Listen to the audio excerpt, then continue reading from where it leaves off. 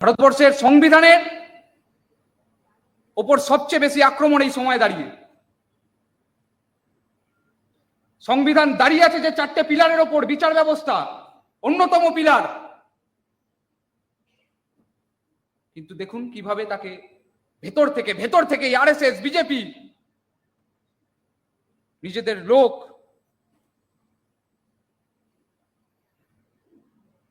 ঢুকিয়ে দিয়ে বিচার ব্যবস্থাকে কিভাবে কলুষিত করছে। কমরেড সভাপতি এবং এই সভাকক্ষে যারা উপস্থিত আছেন, সেলিমদা বলেছেন টিম 11 মিডিল অর্ডারে ব্যাট করতে এসেছি, এই বিরাট মঞ্চ সুযোগ করে দেওয়ার জন্য আমি কৃতজ্ঞ। আমার আগের বক্তা অয়নাংশু সরকার বলছিলেন কর্মসংস্থানের কি অবস্থা, যে সময় দাঁড়িয়ে যুবকদের হাতে কাজের খাম, ছাত্রদের হাতে বই থাকার কথা ছিল, তাদের হাতে এখন ত্রিশূল আর তরোয়াল। এই আপনাদের জেলারই হিন্দমোটো, পাশের জেলা হাওড়া শিবপুর, কদিন আগে যখন দাঙ্গা হলো, কারা লাগালো,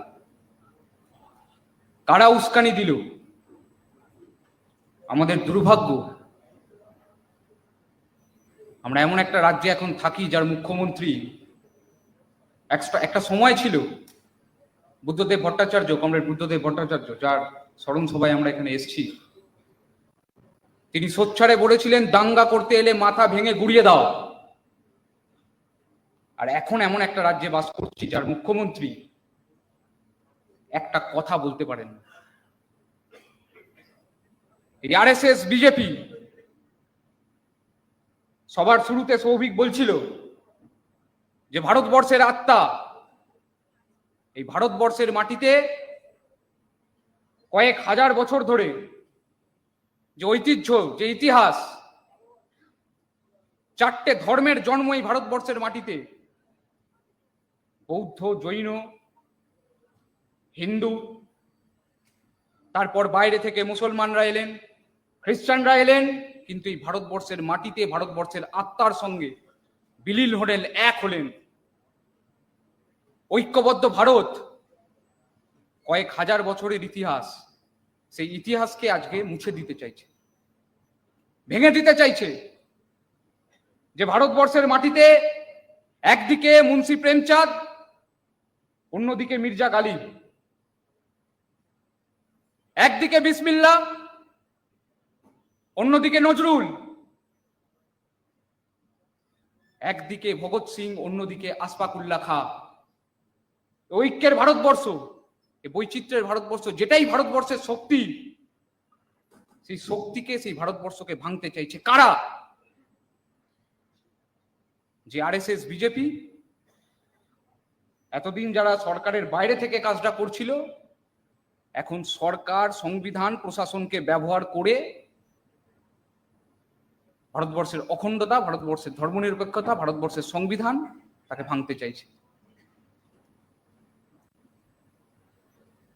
ভারতবর্ষের সংবিধানের ওপর সবচেয়ে বেশি আক্রমণ এই সময় দাঁড়িয়ে। সংবিধান দাঁড়িয়ে আছে যে চারটে পিলারের ওপর, বিচার ব্যবস্থা অন্যতম পিলার, কিন্তু দেখুন কিভাবে তাকে ভেতর থেকে আরএসএস বিজেপি নিজেদের লোক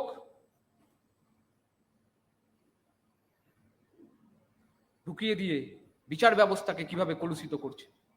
রঞ্জন গগৈ উদাহরণ দিলে অনেক উদাহরণ দেয়া যায়। এই আমাদেরই মতো সহযোদ্ধা, ডিসেন্ট সরকারের বিরুদ্ধে ডিসেন্ট থাকায় উমার খালিদ কবছর হলো, 5 বছর জেলের পেছনে বিনা বিচারে।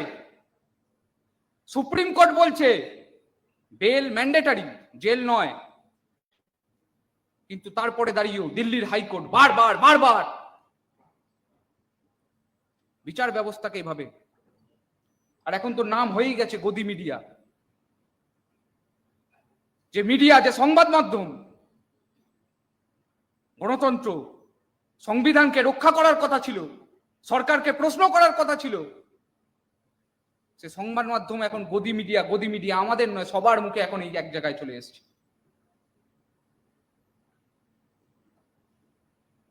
প্রতিটা ক্ষেত্রে সংবিধানের প্রত্যেকটা স্তম্ভকে আইনসভা পার্লামেন্ট তুলে দিয়েছে। কদিন আলোচনা হয় পার্লামেন্টে? এই মনসুন সেশনে শুরু হওয়ার আগে প্রধানমন্ত্রী পালিয়ে চলে গেলেন জবাব দেওয়ার ভয়ে। পার্লামেন্টকে অন্ধকারে রেখে কালা আইন অর্ডিন্যান্স করে দীর্ঘ 10 বছর 15 বছরে যা আমরা দেখতে পাচ্ছি। সীতারাম ইয়েচুরি, প্রয়াত কমরেড সীতারাম ইয়েচুরি বলছিল জেএনইউতে দাঁড়িয়ে ইন্দিরা গান্ধীর বিরুদ্ধে রুখে দাঁড়িয়েছিল, সেটা ছিল ঘোষিত এমার্জেন্সি। আর আজকে সেই ঘুরিয়ে ঘোর পথে, হয়তো ফরমান নেই, সংবিধানের ধারা নেই, কিন্তু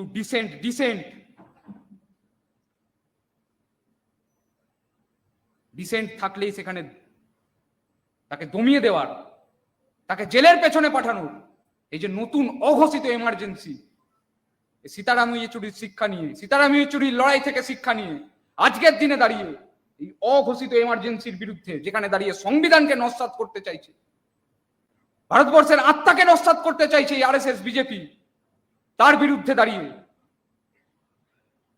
আমাদের লড়াইকে মজবুত করতে হবে। এই শিক্ষা, এই শপথ আজকের এই স্মরণ সভা থেকে আমাদের গ্রহণ করতে হবে। আমাদের পার্টি কংগ্রেস, 24তম পার্টি কংগ্রেসে একই বিপদকে আমাদের আলোচনার মধ্যে আনা হয়েছে, আরএসএস বিজেপির বিপদ। আর পশ্চিমবঙ্গের বুকে যেটা হয়তো আমরা এই বামপন্থী সরকার থাকাকালীন, বুদ্ধদেব ভট্টাচার্য মুখ্যমন্ত্রী থাকাকালীন, তার আগে জ্যোতি বসু থাকাকালীন যেটা আমরা হয়তো এত দেখতে পেতাম না, এত আমাদের মধ্যে ছিল না আশঙ্কাটা, কিন্তু বর্তমানে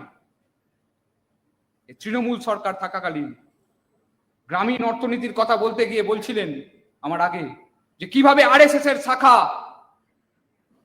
গ্রামে, শহরে, মফস্বলে এই মমতা বন্দ্যোপাধ্যায়ের বদান্যতায়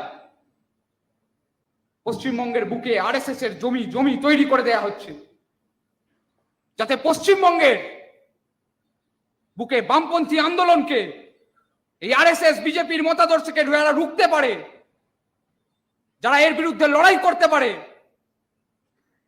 সেই বামপন্থী মতাদর্শকে দমিয়ে দেওয়ার জন্য মমতা বন্দ্যোপাধ্যায় এবং তার দোসর যে ষড়যন্ত্র,